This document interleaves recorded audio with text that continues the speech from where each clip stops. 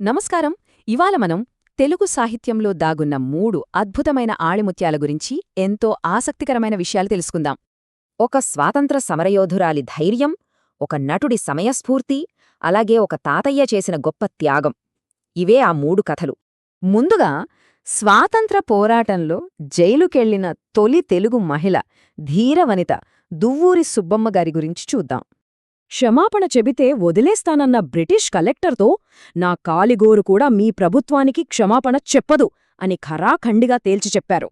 అంతేకాదు, జరిమానా కట్టేదే లేదంటూ తన బోడిగుండు చూపించి నవ్వుతూ కఠిన కారాగార శిక్షకు వెళ్లిన గొప్ప ధైర్యశాలి ఆమె. ఆమె ఉపన్యాసాలు ఆపడానికి పోలీసులు డప్పులు కొట్టిస్తే వాళ్లు అలిసిపోయేదాకా ఆగి మళ్లీ తన ప్రసంగం మొదలుపెట్టేవారట. 2 దశాబ్దాలపాటు ఎన్నోసార్లు ఆమె జైలు జీవితం గడపడం దేశం పట్ల ఆమెకున్న అంకితభావానికి నిలువెత్తు నిదర్శనం. ఇక రెండో కథ విషయానికొస్తే, ఇది ప్రసిద్ధ రంగస్థల నటుడు బళ్ళారి రాఘవగారి అద్భుతమైన సమయస్ఫూర్తికి సంబంధించినది. నాటకంలో ఎంతో ఉద్వేగభరితమైన శ్మశాన దృశ్యం జరుగుతుండగా వేదికపైకి సడన్గా ఒక వీధికుక్క వచ్చేసరికి తెరవెనుక అందరూ షాక్. కాని రాఘవగారు ఏమాత్రం తడబడకుండా, రా శునకమా, ఈ శ్మశానం నాదే కాదు, నీది కూడా అని డైలాగ్ ఇరగదీశారు.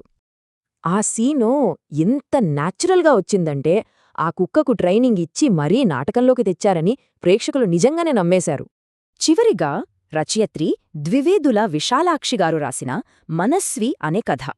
ఇది ఒక నిస్వార్థమైన త్యాగానికి ప్రతిరూపం. జాతరలో జరిగిన అగ్నిప్రమాదంలో దొరికిన ఒక పాపను పరమేశం దంపతులు దత్తత తీసుకుంటారు.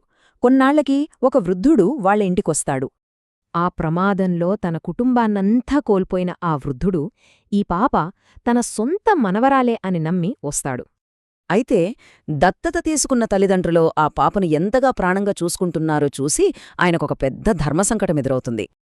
ఆ పాప నిజంగా మీ మనవరాలే అయితే ఆమె ముద్దు పేరుతో పిలిచి నిరూపించుకోమని పాప పెంపుడు తండ్రి పరీక్ష పెడతాడు.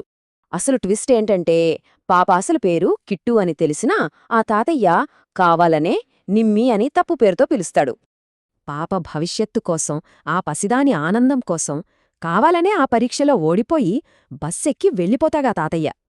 బస్సు కదిలే ముందు మాత్రం పాప నిజమైన పేరు కిట్టు అని పెంపుడు తండ్రికి చెవులో చెప్పి తన త్యాగాన్ని చాటుకున్నాడు. సుబ్బమ్మగారి ధైర్యం, రాఘవగారి సమయస్ఫూర్తి, రంగస్వామిగారి త్యాగం, ఈ 3 కథలు తెలుగు సాహిత్యానికి నిజమైన ఆణిముత్యాలు. మరి మీరేమంటారు? ధైర్యం, సమయస్ఫూర్తి, నిస్వార్థ త్యాగం, ఈ మూడింటిలో దేనికి అత్యంత గొప్ప అంతర్గత శక్తి అవసరమంటారు? ఆలోచించండి.